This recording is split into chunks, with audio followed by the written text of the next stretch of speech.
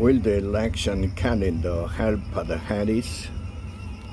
U.S. Vice President Kamala Harris has been officially nominated as the Democratic Party's presidential candidate.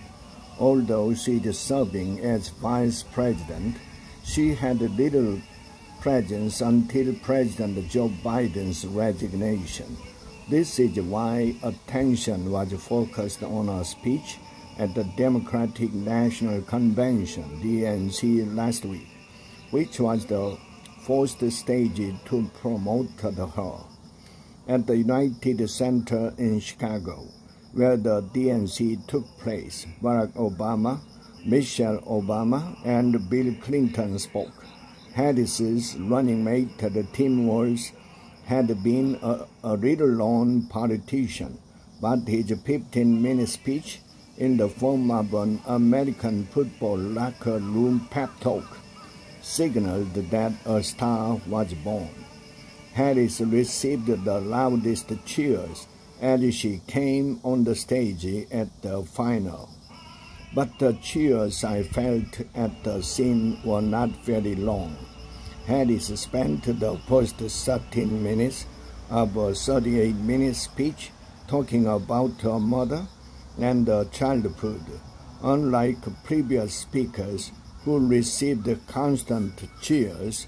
An awkward silence fell repeatedly.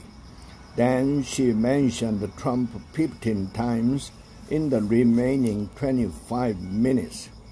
Simply put, it means that the governing party first introduced its presidential candidate to its party members with about 70 days left before the election, and the candidate declared the vision to oppose the candidate of the other party rather than presenting her own future vision. Notre Dame professor Robert, a scholar of U.S. political history, said that Harris should have shown future leadership, not her own growth in the past. The professor also pointed out that Harris didn't convince the voters about why she should be the commander-in-chief.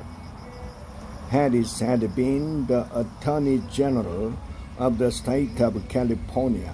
She has had a short political career, and she was elected vice president after 4 years in the Senate. She has been criticized for a lack of experiences in foreign policy and the economy as vice president. Nevertheless, her Gallup rating has risen to 47%. This is different from the assessment of Harris as a politician. In June 2023, an NBC poll showed a 32% rating for Vice President Harris, lower than Trump's 41%. A Democrat I met at the National Convention said that Harris had to prove herself, but time is on her side. In early October, shortly after the first television debate on September 9th, early voting would already be in progress.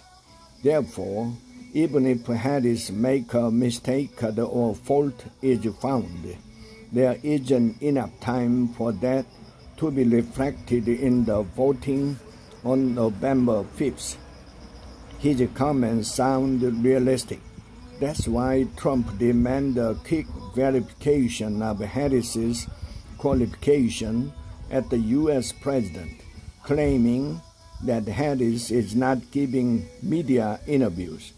Unfortunately, Korea is sensitive to American politics. It remains to be seen whether it will be Trump's second term, which Korea already experienced, or Harris's first term, which is not yet verified.